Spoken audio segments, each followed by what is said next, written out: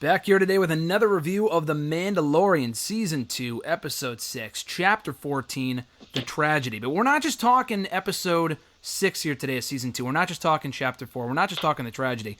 Connor, you're coming back on for the first time here in The Mandalorian series. We had you on the MCU Rewatch Review podcast a couple of months ago breaking down Spider-Man Far From Home. You're back here today to talk about another one of your passions, that being The Mandalorian, but not just this episode. Every episode today, kind of a general overview of your thoughts on Season 2 up to this point. Connor, welcome back to the show, or I guess welcome for the first time to this show. Well, it's great to be here / back. It's just fantastic to be here, and I feel very vindicated because I was calling the Boba Fett review. I was calling his return since the last season. Those we can talk more about it, but I was calling it for so long. Yeah. So many people said I was crazy. Told you so is the politest way I can say it. I mean, it was great, so we'll just get into it right now. This was obviously big for the return of Boba Fett. We saw him back at the end of Episode 1 of the second season when we saw his armor on Cobb Vanth, I believe his name was, played by Timothy Oliphant. But we saw him himself without the armor on at the very end of the episode. It was a hell of a cliffhanger. We were just talking before we went live here how they went from that to the Frog Lady episode here in Season 2, which was a complete disconnect. And Chris and I reviewed it at the time a couple of weeks ago. It definitely was. It was a solid episode. Absolutely, undoubtedly, there can be no dispute, the weakest episode of Season 2 to date, which has been, I think, very, very good overall between every element, every character they've brought back, the things they're setting up going forward. There is, Chris and I break down the show every single week, and I'll get his thoughts on this episode soon enough. But this probably was the biggest one today, just because we got what everyone had been looking forward to, for a while now. That being the big team up between Boba Fett and Mando, something I'm sure that you were excited for too, Connor. I was very excited. I honestly thought that it was going to be. I thought when Boba eventually showed up, my initial theory was that at some point in the season, Mando would have to go back to Tatooine to get Cobb Vanth to put together. He's kind of doing it now, putting together his Avengers team to go save the child. That's what I was thinking too. But yeah, I thought that when he got there, Boba Fett would just have beaten the fucking shit out of this guy or killed him and is like, "Where's my fucking clothes, dude?" Yeah, that's what I was expecting from this episode. I've been running around naked for years. Where are my clothes? He had to dress like a Tusken Raider for years, and now he's finally found his armor. Yeah, but I'm glad it didn't go like that because I actually did kind of like Cobb. I think Timothy Oliphant is great. He's always playing like the sheriff or the marshal or something, but he's so good at it. Mm-hmm. I liked him, and I'm glad he didn't die because if Boba got his hands on him, he fucking would be dead. But I'm glad it went the way that it went, and I am Boba Fett's not my favorite. My favorite Star Wars character is General Grievous, and will always be General Grievous, no matter what Dave Filoni tried to do to him. Mm-hmm. We can talk about. I don't know if we'll get into it, but I have some opinions on Dave because of the treatment Grievous got in Clone Wars. But he's not the wonder dog everyone likes to make him out to be. Mm-hmm. But. Yeah, I am very happy to see Boba back. Boba is definitely one of, if not my second favorite, he's up there in a big way. And ever since Disney bought Star Wars, his fate has always been in flux. Mm-hmm. In the old expanded universe, before they took over, was Boba basically blew his way out of the Sarlacc pit in a day. He was out He was out very quickly. I mean, the guy fell into that thing, and he's a walking armory, so it's not unreasonable to think that he would get out. But he went on to have an illustrious career after that in the EU. He left the Sarlacc pit and became Mandalore, which is the leader of all the Mandalorians. And mm-hmm. It was very upsetting for Boba fans to see that. Basically, he goes from being this badass, honorable warrior to, he's just the guy that fucking fell in the sand vagina and died.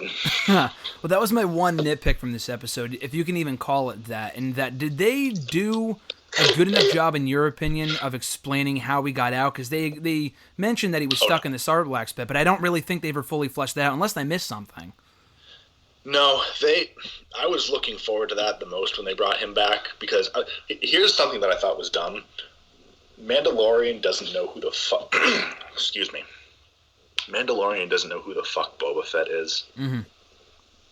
Like, come on. It's like, Boba Fett's like the best bounty hunter in the galaxy, or he was. Yeah, I know what you mean. That would be like a minor league fucking baseball player, like, not knowing who fucking Sammy Sosa is or who fucking David Ortiz is. I'm like, you know who the fuck this guy is? He's top of your field, dude. Well, I was gonna say too, because he also doesn't know who Yoda is either. Is that big of a? I know you're saying is they're both Mandalore, but that's a problem with the universe. I mean, why wouldn't they know who each other? I mean, why wouldn't Mando know who that is? Because isn't he one of the biggest figures in all of the Star Wars universe? I don't know. That was one of my questions. Who Boba Fett is. You should definitely know who Boba Fett is, because Boba Fett's like, every bounty hunter wants to be Boba Fett. Yeah, Boba Fett's like the guy who's bringing in the big bucks. The fact that he doesn't know who the Jedi or Yoda are, that's a problem with the universe that they're doing. That's stupid as fuck. Mm-hmm. And that's partially to blame on the sequels, because if you think about it, this takes place, 25 years after the prequels? 25 years ago, the Jedi were waging galactic war. Mm-hmm. It's like, do we forget the history of World War II that quickly? 25 years? Exactly. General Patton was a fucking myth. Who was Hitler? Come on, you don't remember these people that were leading fucking wars that were devastating the galaxy? Yeah. I mean, Mando was a fucking kid during the Clone Wars. He was old enough to know what was going on. Yeah, it's not like it was 100 years later. Yeah, no, I understand that. What's a Jedi? Even 100 years. Yeah, no, it's not like we forgot about the Titanic or whatever. Yeah, Yoda should be a figure that most educated people know about. Yeah, he was the leader of the Jedi during the time of when they were the highest profile they ever were in the galaxy, probably. Chris, coming about this episode, what were your thoughts on what they did with Boba Fett and everything else that went down in one of the most newsworthy editions of the episode, or rather of the show to this point? I mean, this episode took a character that looked cool but never did anything cool and finally let him do something cool. This was really the Boba Fett showcase. And you said that yourself, Connor, too, that this is... Are you saying that this is not the Boba Fett episode, but rather the Boba Fett show now? Is that what you're trying to tell me, Connor?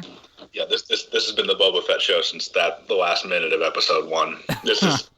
Every episode I've tuned in has been like, okay, where's Boba? Where's Boba? Come on. This is the Boba Fett show, co-starring the dollar store knockoff and the little hobgoblin now.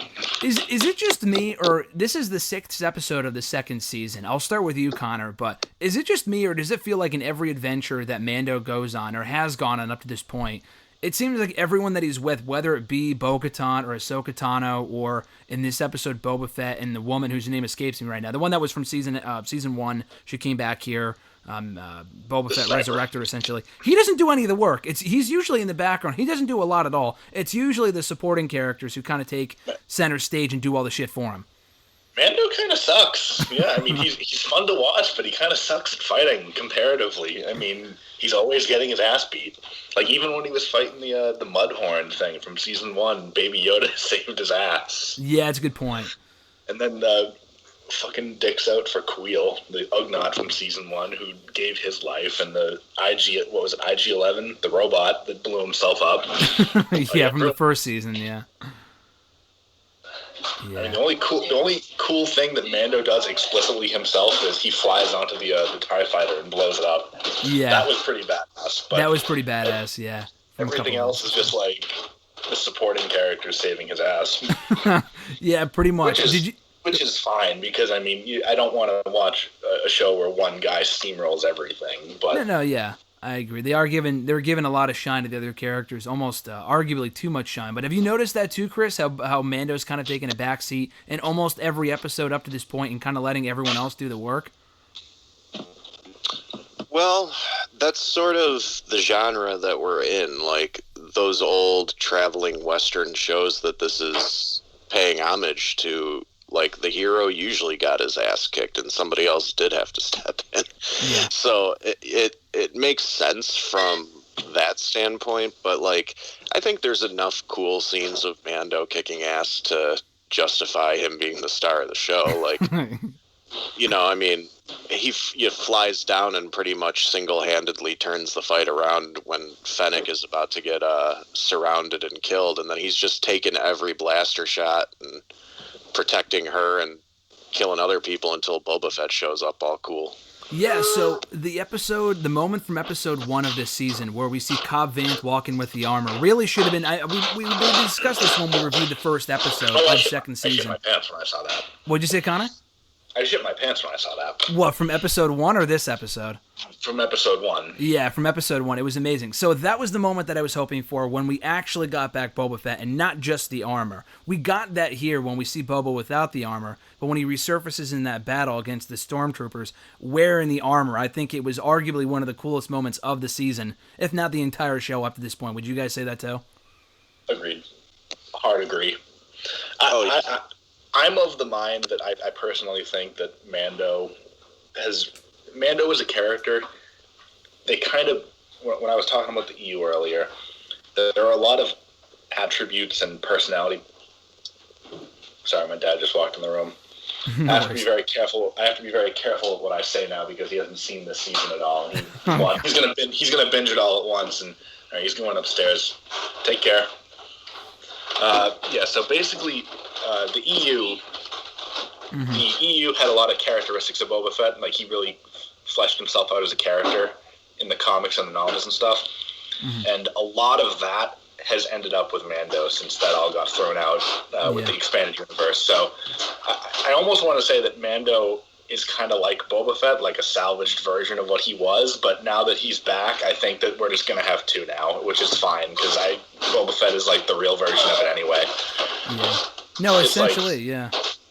I kind of forgot I lost my train of thought because him being down here kind of distracted me. But what was I talking about again? Well, just the return of Boba Fett and the fact that, remember the armor, the point of the episode where he brought back the armor. That's what I was saying. Yeah, so the second Cobb Vanth showed up, I knew who he was because he had been introduced in a previous novel under the new canon, written by some dumbass author who is no longer with Lucasfilm anymore because he said something stupid on Twitter. Okay. But I knew who that was, and I'm like, oh, this is the guy that's wearing Boba's clothes. Yeah. Which meant, in my mind, that one, Boba's out there, because he's got to be. If the armor made it out, he made it out. Mm-hmm. And two, that means Boba's probably going to show up in the show, because why would you bring in the armor and not have him show up? Yeah, no, yeah, obviously, yeah. No, for sure. So it was a great moment. What about you, Chris? Did it live up to your expectations after so long? And obviously, this is episode 6. We've discussed this many times as to what was next for Boba after we saw him in that first episode of the second season. Did his return here after so many years, I mean, we're talking like fucking 30, 40 years since episode 6. That was the last time we had really seen Boba Fett, aside from episode 1 of this season. Did he live up to your expectations in the return that we'd all hoped for after so long? Yeah, and actually, I think it kind of... Like, I don't know if you remember, but a week or two ago when we were talking about Boba Fett, I had said, like, I really hope they don't just make him a bad guy. Because he wasn't really a bad guy in the trilogy. Because he was just a bounty hunter. Han Solo was a criminal. He was just doing his job. And he ended up getting thrown into a Sarlacc pit because Luke Skywalker was all going Jedi and stuff. But it's one of those things where that character became so popular just because he looked cool and there was an action figure that nobody could find that they really wanted. And this show exists solely because that character looked cool. And so to see that character actually come in and finally look as badass as everybody wants him to, I mean, like, I had already said the Ahsoka episode was my favorite so far, and this is just right up there tied. It's like, it was just so much fun watching him beat the crap out of people with that Sand People staff thing that he had. That was sick. The same thing that you see the Tusken Raiders. And he's just, like, destroying Stormtrooper helmets left and right. Yeah. And then he gets the armor, and it's like, I didn't know you had knee rockets. Like, he's got all these Nobody knew. I watched that episode. I'm like, that's what they do. But, like, he had the double blaster on his wrist, and his blaster, like, almost sounded closer to a real gun than anything in Star Wars, which I thought was cool. Like, it just had that loud pop to it that most of the lasers don't have. So, yeah, I mean, it was just really, it was awesome to watch him. I mean, there are certain moments in this show that remind me of what it was like to watch Star Wars as a kid, and this episode was one of them. Yeah, kind of going off that. Go ahead, Connor. Well, you had mentioned Boba Fett, and like he really didn't do much, and he just looked cool. Can I just say my personal theory as to why what happened in Episode 6 happened? Go ahead. All right, so picture this: you're Boba Fett. You just scored. You didn't just score the biggest score ever. Like you doubled it up because he got paid by the Empire for tracking them down, and then he got paid by Jabba.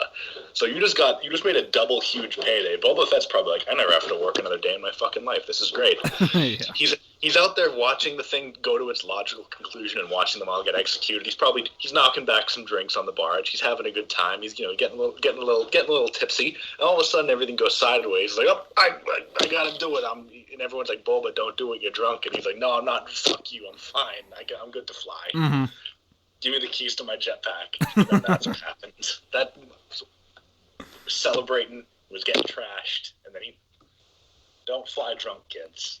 Don't jetpack while drinking. I think that was the moral of the story for when he died in Episode 6. But to see him come back as an absolute badass and not show any signs of stupidity this time around, I think was absolutely incredible. I mean, Chris just said it was up there with the Ahsoka Tano episode as his favorite.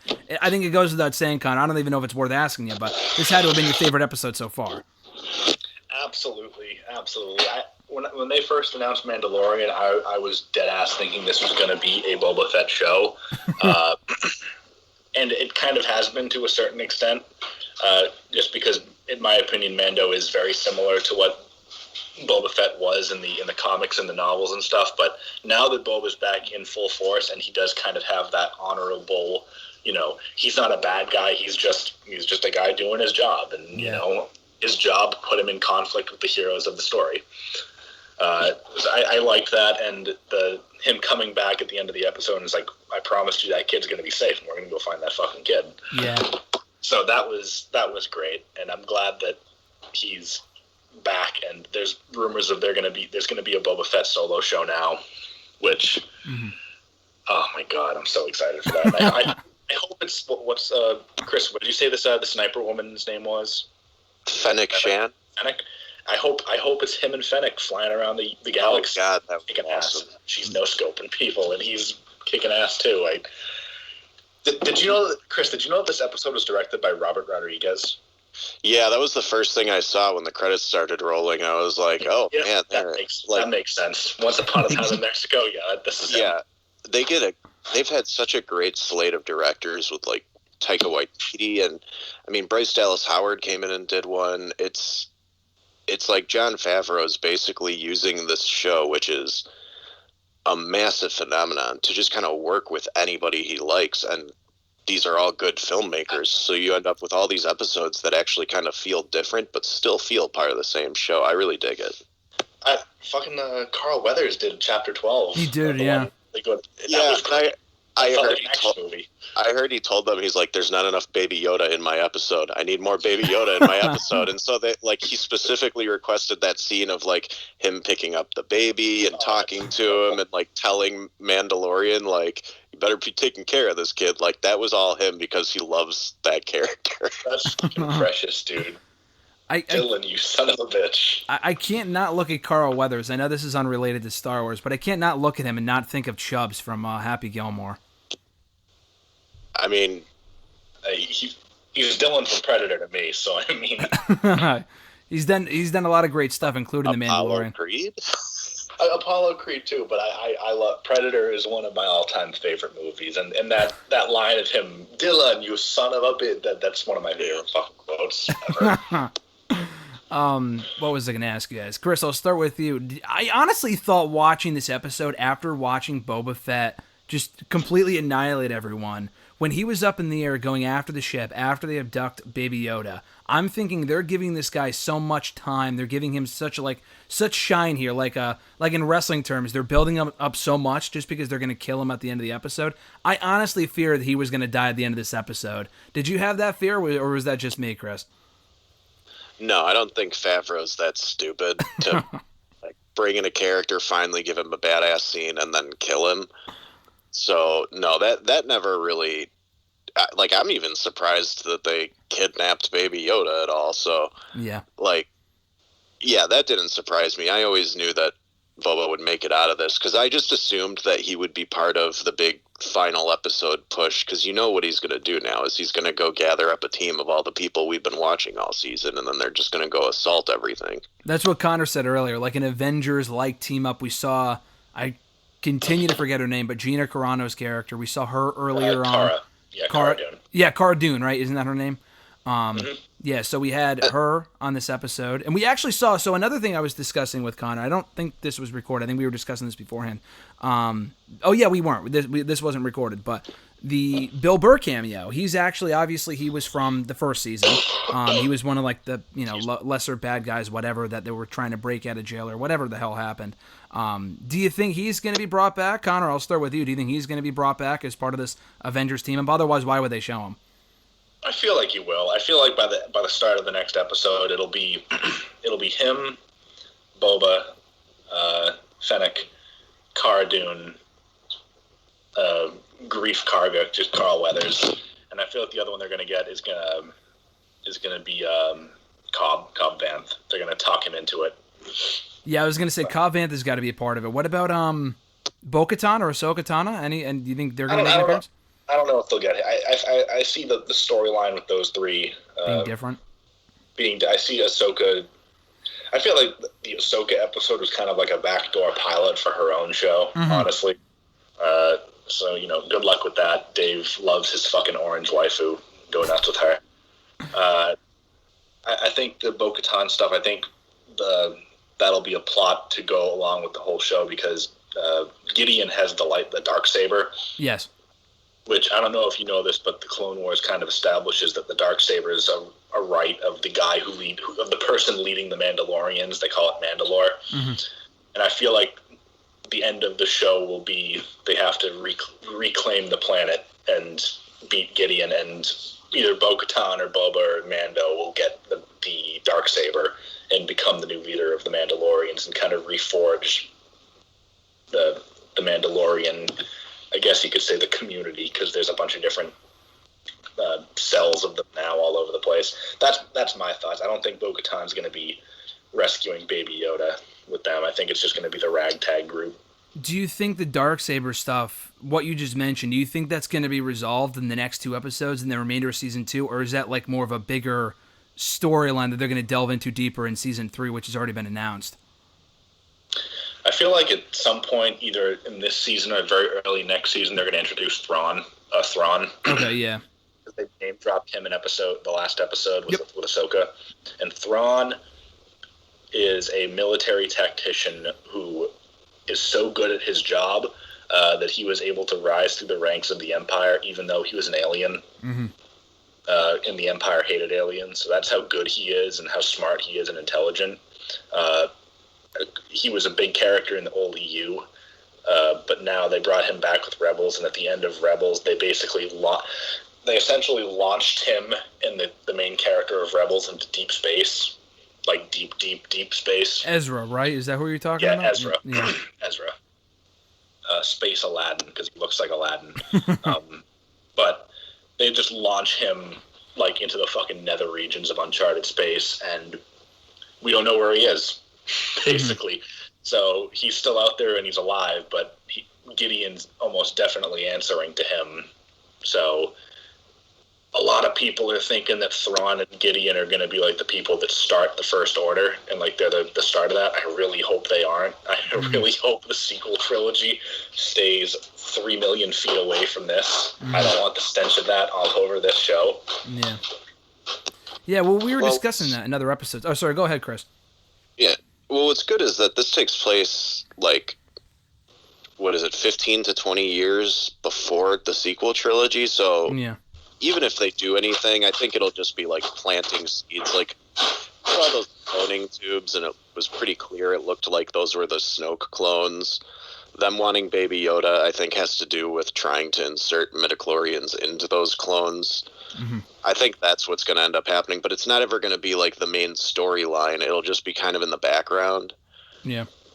But as far as Thrawn goes, I almost feel like that was more of a setup for Ahsoka's show. I feel like Ahsoka's show is going to pick up on her journey to find Ezra again, and I hope if they do make an Ahsoka show that it's like her and Sabine from Rebels trying to go yeah, find Sabine's still around. Sabine's still around too, yeah.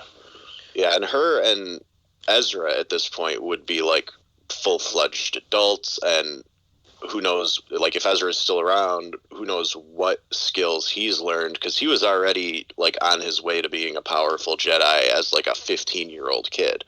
So yeah, it's going to be really interesting. And actually, I'm kind of wondering if when Baby Yoda was on the Seeing Stone and he was like shooting the Force beam up into the sky, Ahsoka had said, like, if a Jedi senses him, maybe he'll come get him. I'm almost wondering, is that going to be Ezra?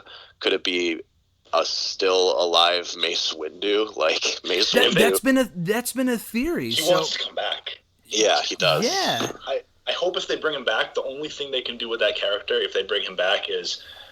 when I was in college, Graham probably remembers this, I did a project on fan fiction. Yeah, I do remember that, One of the stories that I read for that project was a story where basically Mace Windu flies out the window and he lands and he's alive, but he lands in front of Boba Fett. Oh, okay. But they started that whole thing, and they kind of continued it in Clone Wars. Chris, have you seen Clone Wars? I feel like you have. Bits and pieces. I didn't see the whole show all the way through. I've seen, I'd say probably like a third of the episodes total so far, but I did see the full final season. But I know that they addressed Boba Fett a little bit in the show, and actually I think they kind of retconned something from the show with this episode. They did. Me and Graham talked about it earlier on. I'll just refill you in. The original background for Jango Fett was that he was a foundling. Right. After his farm had been destroyed in a Mandalorian like Civil War schism sort of thing going on, and he had a really great origin story where the origin story ends with there's a Mandalorian civil fight with a Jedi, and at this point Count Dooku's still a Jedi. He hasn't fallen yet, and Jango Fett kills like 6 Jedi with his bare hands. No weapons. He just beats them to death. And Count Dooku looks at that and is like, huh. And that's where he gets the idea to use Jango as the template for the clones. Mm-hmm. The Clone Wars show retcons that by saying that Jango Fett was never a Mandalorian, which is bullshit. It's like, oh yeah, he was just some thug that found the armor. And I'm like, well, that's just some bullshit, isn't it? This episode retcons that to be that was that character lying, basically. But what was I saying? The Clone Wars show, as far as Boba Fett goes, there was an arc where Boba Fett tries to assassinate Mace Windu for obvious fucking reasons. Mm-hmm. And they never really resolved it. Boba Fett gets arrested at the end of that episode. He breaks out, but like, basically he's like, I'm never going to forgive you what you did to my dad. And Mace Windu's a fucking dickhead. And he's like, well, you're going to have to, kid. Get the fuck out of here. Yeah. And I feel like... Oh, sorry. If they were to bring Mace back in live action, definitely get Sam Jackson. They have to. The thing about bringing these characters back now is enough time has passed since the prequels that, you know, Ewan McGregor, Sam Jackson, all these people are going to look convincingly older. Like, they're going to look the way these characters would 20 years after the fact. So I'm all for bringing Mace back, you know, but Boba's got to kill him. 100% Boba's got to kill him. Mm-hmm. What were you going to say, Chris? I have a theory on that. I do know the whole thing with Boba Fett, like, being pissed at him, and obviously Mace Windu decapitated his father, essentially. He did. So, yeah. But this episode also established that Boba Fett has no love for the Empire. Like, he was scared out of his shit because he saw that cruiser. And... like, as soon as they did that, I'm like, okay, so he's clearly not an Empire sympathizer. His dad was doing a bunch of work for the Empire, so I think at this point, like, he could be convinced that his father died for the right reasons, I think. Because they're showing that he's an honorable man. Maybe at this point he's come to terms with it. Jango wasn't doing work for the Empire. Jango was doing work for just... as far as no one knew that Count Dooku was a Sith Lord outside of like Obi-Wan and Anakin. As far as Boba and Jango were concerned, they were just signing a contract. As far as Jango was concerned, he was just signing a contract with some guy named Tyrannus. But they never tell us who had him try to assassinate Padme with the changeling in episode 2. He was no, that was as far as he was concerned, that was just a separatist thing. That wasn't an empire thing. The Republic became the empire, so he was just doing that to win over somebody to the separatist cause. But even still, that was Tyrannus hiring him. He was basically a favored. The Dooku and Django thing was basically like, hey, this guy pays good money, and he keeps me on speed dial when he needs things sorted out. Mm-hmm. So he wasn't necessarily doing that for the Empire. Like they weren't doing it for an ideological reason. I just think Boba is smart enough to like put two and two together and see like, well, the Clone Wars for one thing was a pointless war because it was the same guy running both armies. But who in the galaxy knows that at this point, though? Very few people do. I think Boba Fett is one of those characters where they could easily just retcon in some reasoning for him knowing all that now. Like, he could be like, oh, you know, I was talking to some former stormtroopers and found out all this, that, and the other. But I don't think him and Mace Windu need to come to blows. And if they do, I don't think it needs to end with one of them dying. I would prefer to see Boba Fett start to go on more of a heroic path, but still kind of remain that chaotic neutral where he's like, you know, if you pay me, I'll do the job. But if the job makes me uncomfortable at some point, then I'll probably just turn on you. Like, you know, he's a mercenary, but he's clearly got some moral code to him. And I think if he knows enough information, he might not want to kill Samuel Jackson anymore. But again, that's things that, you know, Jon Favreau may not want to bring in Samuel Jackson. It's possible that if they try, Sam Jackson might have other things going on and it won't work out. Like, he's a busy dude. So, I mean, there's so many different people they could spin off from this too. So who knows if they'd ever even cross paths because they'd be part of different shows. It's kind of crazy, but it seems like these shows might be more the future of Star Wars than traditional movies now. A little bit of a tangent. Chris, in a sentence or two, can you tell me what you think of the sequel trilogy? Just because I don't think we've discussed it at length in the last time we spoke. I mean, it's got major problems, but I don't hate it as much as most people do. I think each movie has certain things about it that I like and certain things that I don't, but if I really go back and look at every Star Wars movie, that's every movie. I think the sequel trilogy just has the most uneven feel because it wasn't one unified vision from start to finish. The other trilogies all had George Lucas at the helm, even if he had other writers helping him. And the new one, it's like you got JJ, then you got Rian Johnson, then you got JJ again. And the first half of the third movie is them essentially trying to fix what Rian screwed up. And so even though I can rewatch those movies and enjoy certain aspects of them, I do think it's probably,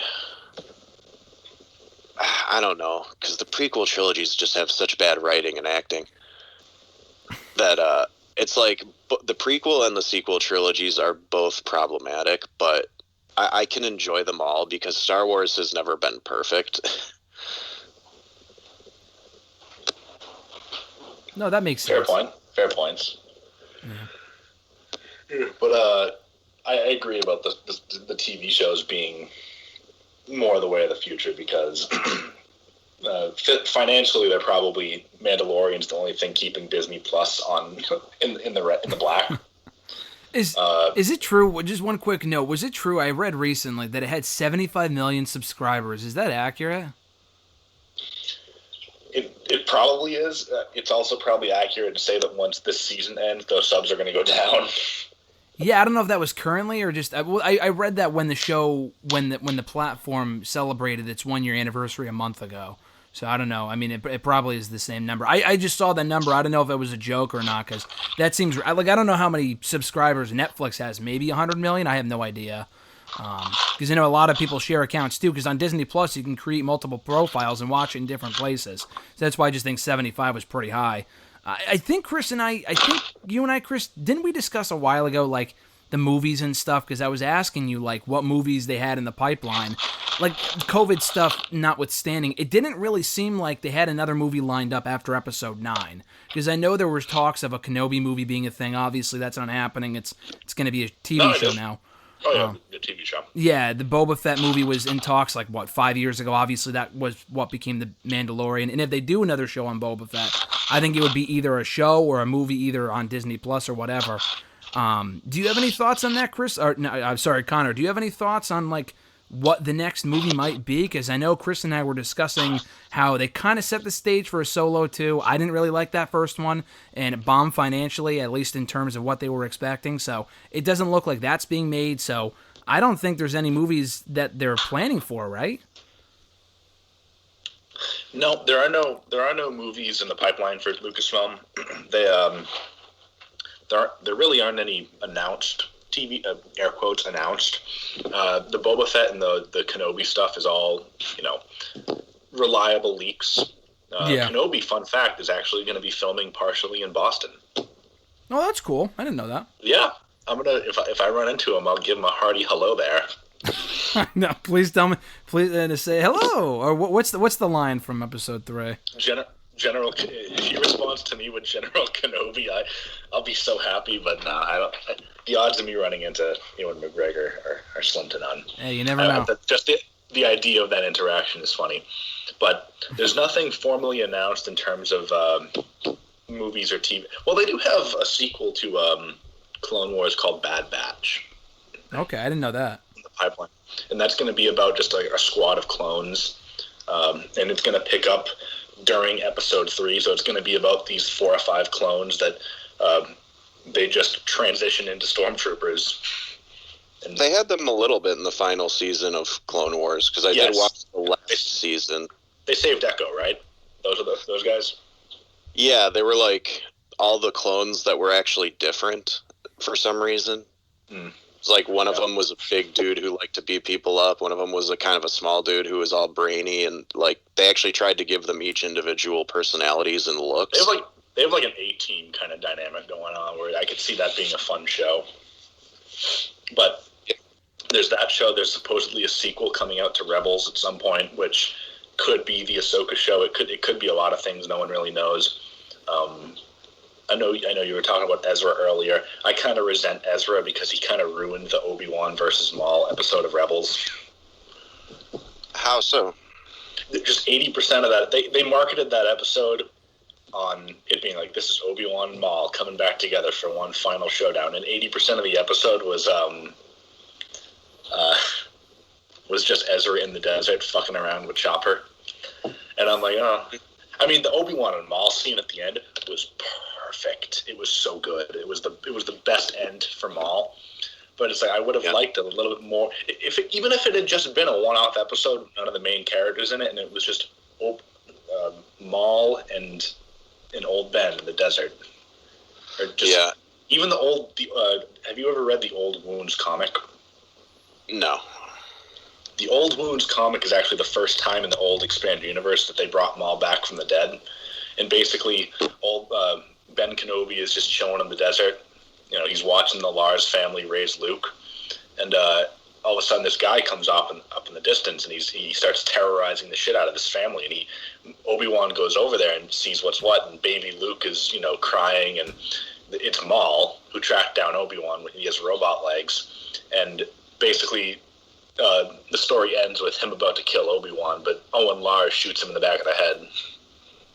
I would have been fine if that was the Old Wounds episode we got, but that was not what we got. It was just mostly about Ezra, and I think that would have been one of the best things ever put on television if it had just been 20 minutes of Obi-Wan and Maul, because that character dynamic is so good. I have issues with the Clone Wars TV show, but Obi-Wan and Maul is not one of them. That's a fantastic dynamic.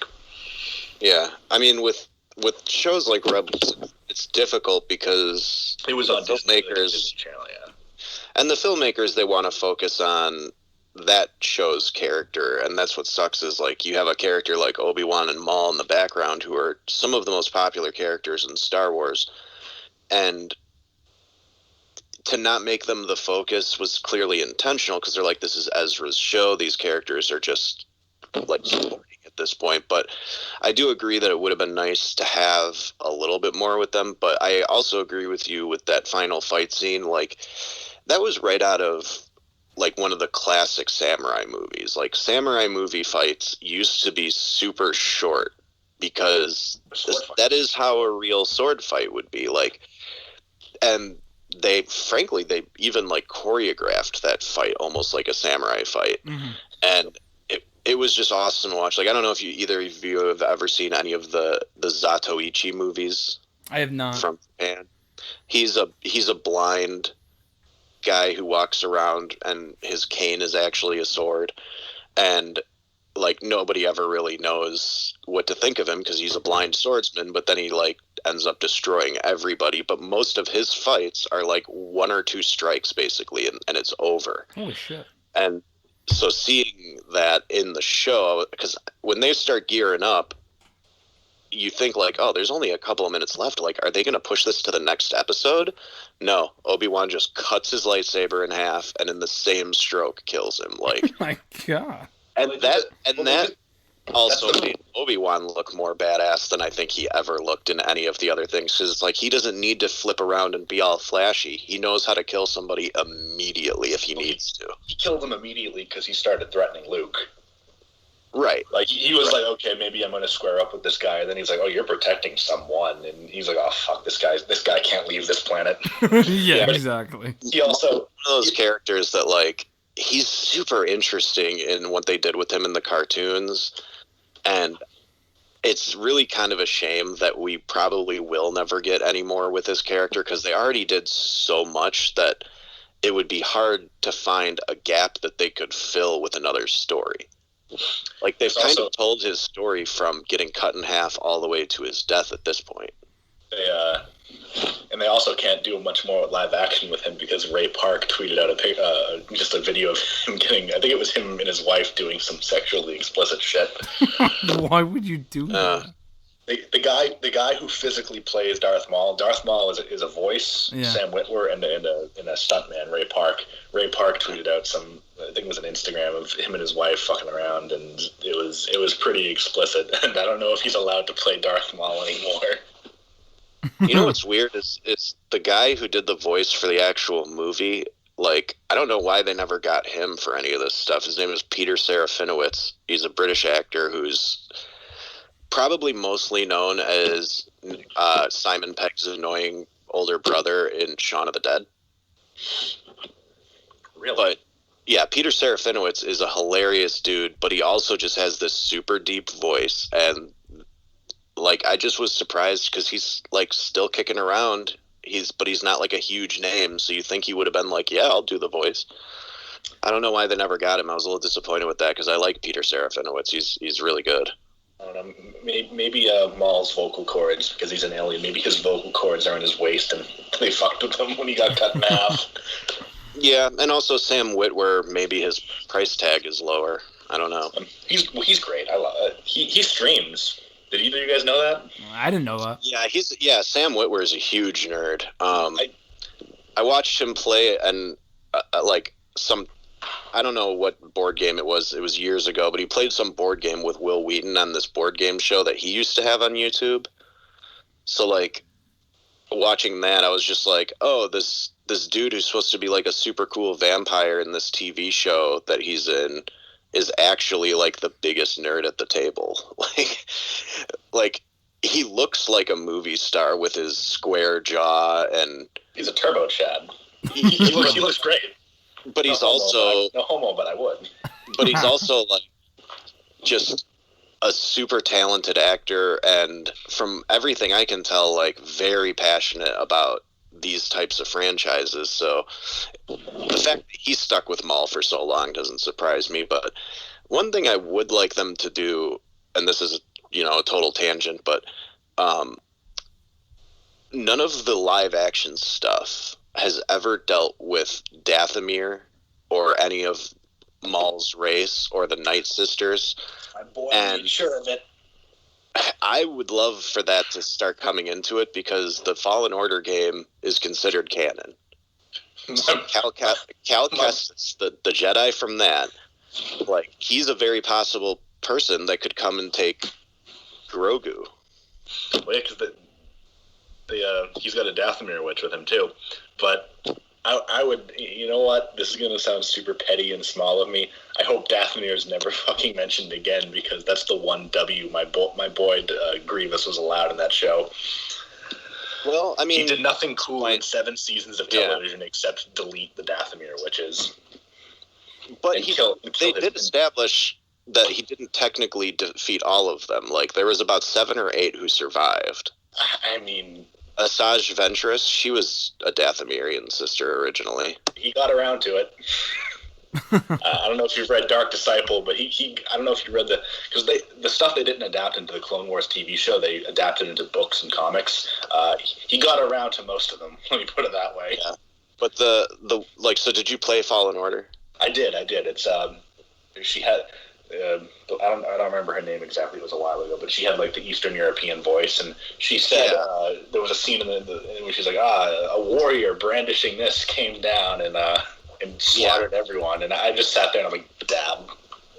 But like, in my opinion, that character, first of all, that character was voiced by an actress who looks very much like her, as was the other woman on the ship, and Cal. Cal, the actor who played Cal, looks just like that. I don't know if you know who he is. Yeah.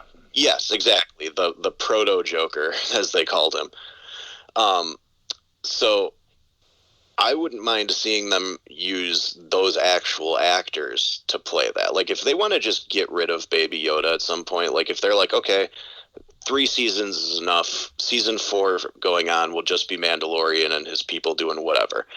Like, I could see Cal and that crew being the ones to take him, because Cal found a holocron with all of the Force-sensitive children, which at that point would have had Grogu's name on it.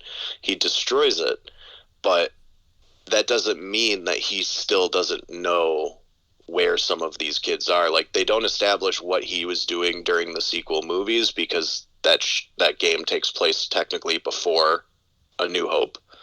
So I would love those characters to be fleshed out a little bit in the live action universe, and the fact that all those actors look like their character models is perfect, because they could just bring those same actors in. It'll be the same voices we knew.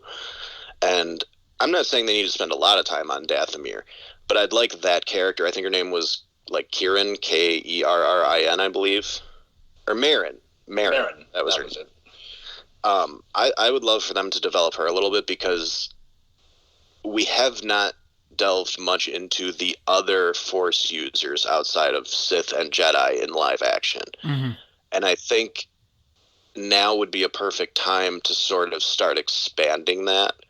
And the cartoons actually established that, like, different races have different words for the Force, and they use it in different ways. So, like, the character in Rebels, he was kind of like a discount Chewbacca. He was a Lasat. I can't think of his name right now. Zeb. Zeb, that's it. Zeb Aurelius, or whatever his full name was.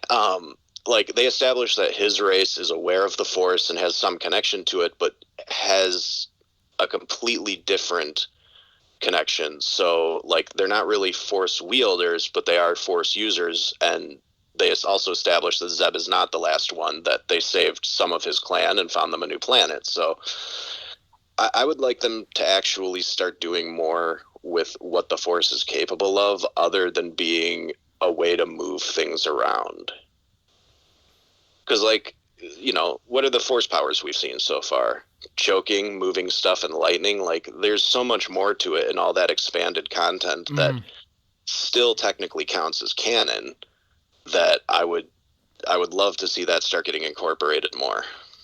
I agree, but you have to be very, very careful, because if you start introducing things like Force healing in Rise of Skywalker, you have to go back and justify why things couldn't be used in other situations. It's like, it would be really nice if somebody knew how to use Force heal on Qui-Gon. They have established that different Jedi are good at different things. So I don't know. Did you ever read any of the stories that involved Yaddle when they fleshed out her character? I didn't know they had stories that fleshed out yet. Can I just put this out there? Are we all glad that it seems like Baby Yoda is not the offspring of Yoda and Yaddle? Because I really didn't need after the Palpatine reveal in Rise of Skywalker, I really didn't need the mental image of Yoda fucking around. Can we agree that that's a good thing? Yeah, I mean, I had a theory early on that he was a clone of Yoda because that's fine.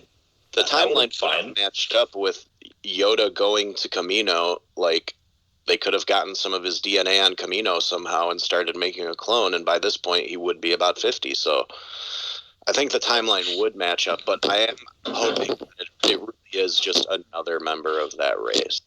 I just don't. Well, didn't they say in the first or second episode of the first season, I forgot the name of the guy, but the I Have Spoken guy, didn't he say he's like, oh, I've been to the cloning fields or something, or whatever it's called, and he doesn't look like he's from there? Didn't they say something to that extent? I don't know if he did. I haven't watched the first season in a minute, but I've been I have paid a lot of attention to any hints as to this Grogu's origin, because I also didn't want him to be related to Yoda by blood, because Yoda wouldn't break the Jedi code in that way. Yoda wasn't the perfect Jedi because he was he was blindsided by the Emperor. Yeah, he was arrogant. That was the point of the prequels is that they were all kind of like too cocky, and also the line fucking Ahsoka Tano when she says that Anakin Skywalker was the best of us, and I just kind of watched that and I was like, really? I know he was your teacher, but Anakin, the women and the children too, Skywalker was the best of the Jedi. Really? You're gonna say that? It's crazy because like they did so much more on the Clone Wars cartoon and stuff to develop that character and make him likable that I can understand why she might think that, but also Anakin was supposed to be the guy who brought balance to the Force, and he screwed it up twice. So not only did turning to the dark side screw it up, but the one episode of the Clone Wars that I have seen that's really important is with the father, son, and daughter. The Mortis arc, yeah. If he had taken the father's offer, he would have brought balance to the Force. And he didn't, and that's why everyone ends up dead, and he ends up having to use the life force of the sister, who willingly gives it, to save Ahsoka. And then, like, that little owl thing that starts flying her around is kind of almost like the spirit of that sister. Did you see that was in the episode? That was in this episode? No, it was in her episode where, like... Oh, yeah. I know what you're talking about. It was at the beginning, I think. Yeah, I think when she's either first fighting or first talking to Mando, like, there's a still being shared on the internet that shows this little creature sitting on a little branch near her, and it looks just like the outline of that little owl with the long tail. I can't remember what its name is. Yeah, I know what you're talking about. It was there. I saw that too. Maui, something like that. Something with an M. Son of a bitch. There it is. Yeah. Attention to detail. I did not see that at all. There's a lot. Dave loves his orange waifu. Well, Ahsoka is a badass character that started out super annoying, which is basically Anakin too. Like, look at that first prequel movie.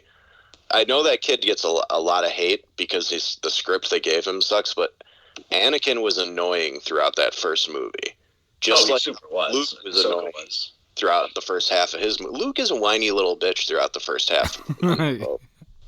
And so is Anakin. Like, they're both very flawed people, but like Ahsoka got so much hate that first season of Clone Wars because she was basically like, she's supposed to be the viewer's eyes, so they play her as like a 12-year-old girl who's just a little too precocious and smart for everybody, but by the end of Rebels, she's like possibly the most badass Jedi in history. Okay, this is good. I mentioned to Graham earlier before you came on the call, but I feel the same way about Ahsoka. I love Ahsoka, but I feel like when Dave Filoni introduced time travel to pluck her from that fight with Vader, I'm like, come on, really? You had to introduce time travel to save this character from a situation you wrote her into. If you didn't, if you don't want your force, that's why it was ambiguous if she died. Well, yeah, but I feel, I don't know. I think there was George Lucas wanted Ahsoka to die because how much more can you do with that character? I always felt from season 1 that her arc was going to be she grows throughout Clone Wars and then she dies in Order 66, and then she didn't die in Order 66. And then it's like, oh, she's going to fight Vader and Rebels, and that's how she's going to go. That would have been it's just like, I don't know. I feel like there are times when you can put the character down and it's like, okay, it's done. I don't want them to bring Maul back a second time. I think, Maul's done. He had a good run. And I honest to God think that if they had just if they had just let Ahsoka die in that scene in Rebels, that would have been a fantastic end. Now I just think, what's there more for her to do except for to close loose ends with the Rebels characters, like that she didn't necessarily even need to do. I think if Thrawn and Ezra came back and were doing their own thing separate from, without Ahsoka around, I think that'd be fine. But I just personally think that Ahsoka should have died there with Vader, and I think that the concept of time travel now is in Star Wars, and I don't know if you've heard the theories that people are saying that they're going to use the Veil of the Force to retcon the sequels. But the fact that that's a thing that exists in the universe now is very, very, it's very dangerous, because I was telling Graham, unless your story or narrative is based around time travel and you have very good rules about it, like, Back to the Future has very clear rules about time travel. Terminator has rules about it. And those are based around time travel. There's a lot of plot holes that are now kind of existent because the Veil of the Force is a thing. Who's to stop any of the characters from being like, oh, this Veil of the Force is a thing, huh? Let's hop on back to Naboo about 100 years ago and smother baby Palpatine. Yeah, exactly. Well, I thought they did something really smart in Rebels to kind of keep it from turning into that. So after he pulls Ahsoka out, he goes and sees the moment where his master, Kanan, gets killed, and Ahsoka tells him, you can't pull him out of that moment because his death is what kept you alive. And if you do that, it will change everything and it will screw everything up. With her, he was saving her from a moment of her death, but nothing else would have happened as a result of her coming back, is essentially what I'm saying. So her thing was a slight exception because whether she lived or died in that moment, Vader still crawls out of the wreckage and goes on to do whatever. So I think basically at this point, if a death has any consequences moving forward, or if a death was a way to sacrifice and save somebody else, that death is pretty much set in stone and isn't going to be changed. But I would argue that you would definitely be able to find a character who would change the timeline to prevent the suffering that Palpatine would.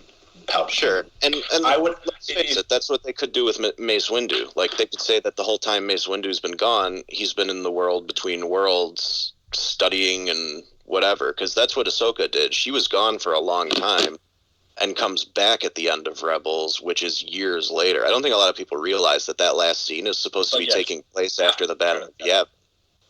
Yeah, so it's supposed to be many years later, and Ahsoka spent that time from the original trilogy basically just in the Force. If you consider the world between worlds as being within the Force, so that's why I think at this point she's the most powerful Jedi ever, because she was in there for so long learning all this stuff. And I think that could be used for Samuel L. Jackson to explain where he's been. Why didn't he pop back up during the original trilogy? Well, it's because he wasn't around like Ahsoka. But I don't think they'll use time travel frivolously. I think they'll be smart with it and only keep it to the Rebels cartoon. Because there's so many characters they can work with, they don't need to bring back any of the dead ones. There's so many characters that they could develop further. Mm-hmm. That being said, final question for you guys before we wind it down here. We had a ton of Star Wars talk, and Connor, I think we're going to have you on again in the future, because I think there's a lot more we could discuss from earlier on in the second season and whatnot, of course, as the season finale draws near. We didn't even talk about Phantom's ship getting destroyed. How heartbreaking was that to watch him? Yeah, right. I totally forgot about that. And his livelihood just get taken out in one shot. Like, he'll find another one. Yeah, but like that scene was so great because he's wearing a mask, but the slight drop in his shoulders and the way his head pops forward, it's like that under that mask is this look of sadness and loss. And they did such a good job with whoever the actor is under that. It's not Pedro Pascal 99% of the time in the suit. Season 1, it was John Wayne's grandson who was actually in the suit most of the time. Holy shit! I don't know if really. That's cool. Yes, I don't know if he's the same guy in this one or if it's a rotating group of people. For all we know, it's a bunch of stunt people. But like whoever was in that suit did such a good job with just that minor body language to show like that affected him deeply to lose that ship, because that was his home too. Like that was basically an RV. He lived out of his car. Yeah, essentially he did. He lived out of his car, and the fact that Boba Fett's there to at least ferry him back to anywhere he needs to go, and Boba Fett is like in debt to him now, kind of. So he'll get another ship, of course. I just hope they don't like, oh, you can have my ship now, Mando, and Boba Fett hands him the keys to the Slave One. Like, don't do that. No. Slave One get it. The ship. He's keeping that ship. Yeah. I'd almost rather them go like the super cheesy route and have him just find another Razor Crest. Or give him Slave 2. Yeah. Slave 2. I never thought Boba Fett's ship was never like, I never liked the design of Boba Fett's ship because it doesn't make sense. Like, you don't make a ship taller than it is long. That's impossible to maneuver, and I don't know. It just looks like most of the ships in Star Wars look stupid because they wouldn't be flyable. Like the Millennium Falcon, the cockpit is so far back on the right side of the ship that you have no idea what's happening to the left side of the ship. No idea. You can't see shit. And there's so many Star Wars ships that are designed to look aesthetically cool but have no actual functionality. TIE fighters I feel like they would suck.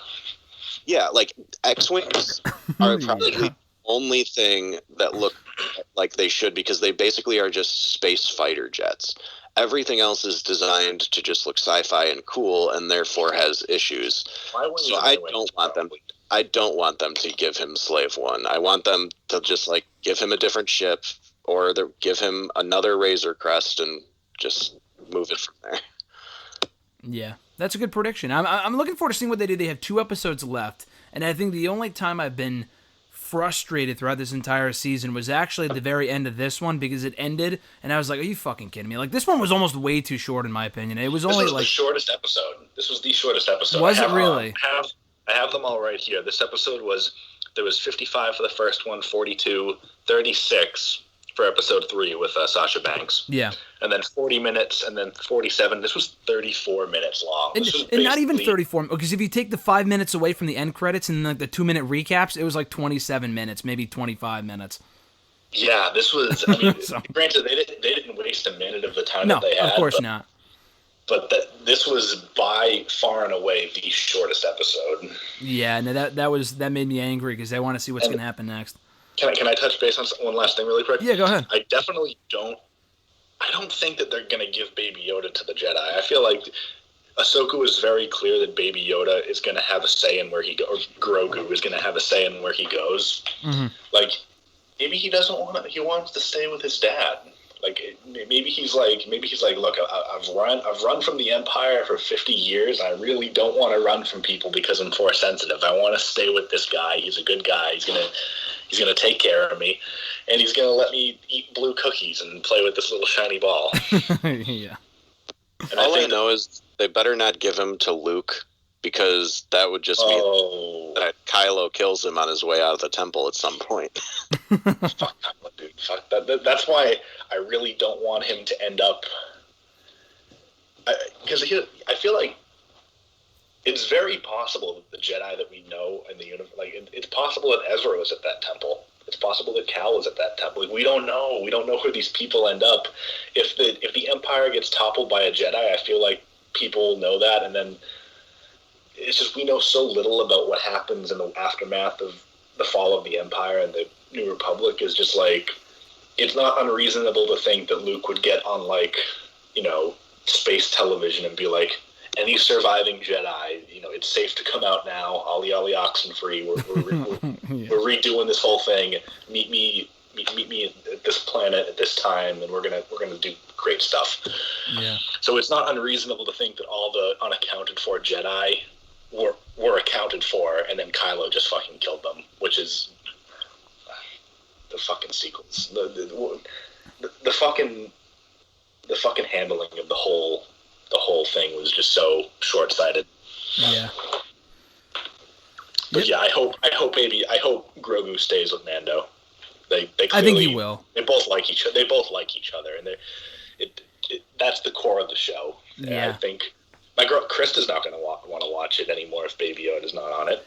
I think a lot of people on Disney Plus, a lot of the people that aren't Star Wars fans that might only be watching for Baby Yoda might not want to watch. Likely wouldn't want to watch if Baby Yoda wasn't a part of it. So I think it's too good of a pairing to split up, and I don't think they will. I don't think they'd be that dumb. They could, but maybe we'll see. I don't know. I think they'll have to end the using him as a MacGuffin pretty soon, though, because I think this will be the second season where it ends with him, having to save him from Moff Gideon. That arc will probably have to end soon, but then they can bring in other stuff. Like they can do. There's more they can do. Yeah. They'll break the formula pretty soon, but looking forward to it. We got 2 episodes left. Episode 6 was absolutely a success from season 2. Chapter 14, The Tragedy. This was great. Connor, any ending remarks here as we ride off into the sunset here? You asked me what I think the next live-action movie will be. Mm-hmm. Nuclear take. They're going to do a live-action Grievous movie. You think so? Nuclear take. No, not really. I can dream. Nothing about. I mean, as far as Mandalorian goes, I'm really happy with it. I have some issues with the way the Clone Wars went, and because obviously this is a very Clone Wars inspired show. I have some issues with that. I have issues with the way Star Wars has been handled to date. I legitimately do feel like this show is kind of an apology for all that. Yeah, I think so too. I don't know if it was you or Chris that had said it, that you were afraid that they're just going to kill Boba. Yeah, that's what I thought they were going to do. I don't think they're going to do that. They're basically, especially with COVID now and how much Disney's hurting for money, like they're not going to, they're not doing this whole we're playing fast and loose with Star Wars anymore. They're not going to give anyone a blank check to, make Luke Skywalker into a sad sack coward. Mm-hmm. They're not going to do, they're not doing that. They're playing it safe, but like, I mean, this is what I mean. Like, when people say, "Oh, they could have played it safe in The Last Jedi and just had Luke do crazy shit with the Force and beat everyone up," I mean, we're all very happy that we just saw Boba Fett do that. I haven't heard anybody complain about that. Mm-hmm. I mean, we want to see it for a reason because I don't know. I don't know. I mean, maybe sometimes I wouldn't say playing it safe, but giving the people what they want is kind of because the people know what makes it good. And listening to the fans and giving the fans what they want and what they know to be Star Wars is, I think, the best thing for the franchise and for the money. Yeah. So Mando is carrying the franchise and Disney Plus on his back, and Godspeed him and his little green son. Yeah, I agree. Any final remarks here, Chris, as we wind down? I mean, I think we covered pretty much everything. The only thing I want to go back to, I know I mentioned this earlier, with Yaddle. Yep. So, like, one of the things that she was apparently very skilled in was they'd have different names for different Force techniques. I don't remember what this one was called, but they essentially established that she has the ability to slow down a person's body functions to the point where they look like they're dead. Oh, wow, okay. Possibly even to do it to herself. Where was that established? In this comic that sort of goes into what she does after leaving the Jedi High Council. Okay.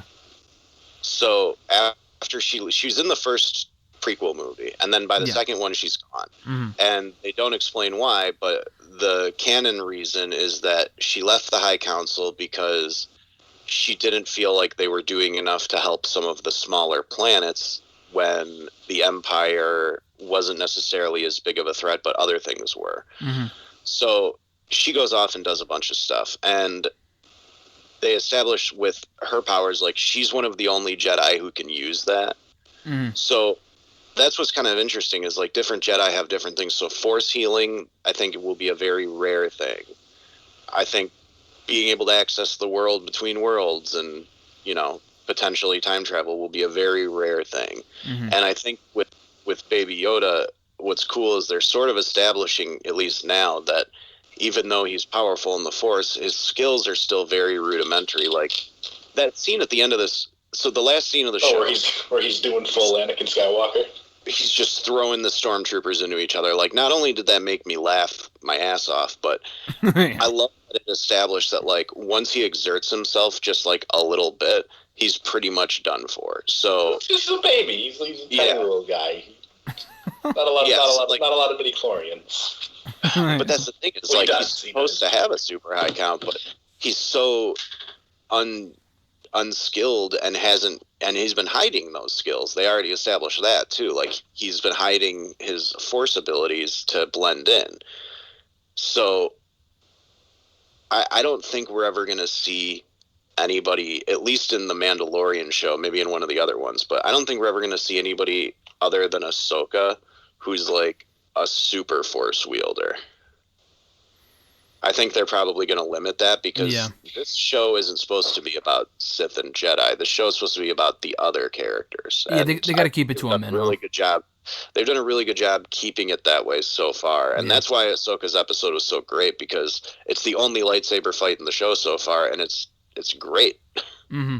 Yeah, it's not overdone. If they overexpose the Jedi, then it's just going to feel like an extension of the movies, and I don't think anyone wants that. I think a lot of people like the shows because they're so different from the movies, and I think you mentioned this earlier, Chris, to kind of go back to what you were saying, that it definitely replicates the feel of the original trilogy, and it's really good for that reason. So hopefully the next 2 episodes continue this trend of great shows. I think there's almost no doubt that they will, so I'm looking forward to that next week, and then I think the 18th is the final one. But Connor, we're definitely going to have you on again, man, probably for the season finale, depending on what goes down with Boba Fett. I'd love to be here. I'm very excited that this is all happening. I don't know if it was on. I don't remember exactly what was live and what was pre-show, but it's been a long, hard ride since Disney bought the franchise and not knowing what the deal was with Boba, and I'm glad that we finally get an answer to it today, or yesterday rather. Mm-hmm. And we finally can kill the meme argument that some people make that Boba Fett was always incompetent and he was an idiot. Yeah, exactly. I think if there's any nice way to end 2020 after the shit show that this year has been, I think that was definitely it. So at least we have that going for it. Definitely worthy of the 40 years in the making, and we all got to remember to pour one out for all the Boba fans that didn't make it to see this episode, because a lot of them might not have been around to see this one. So this one's for you boys. Completely agree. Connor, Chris, thanks so much, guys. I appreciate it. Take care, and I'll talk to you guys soon. Yep, thanks. Take care.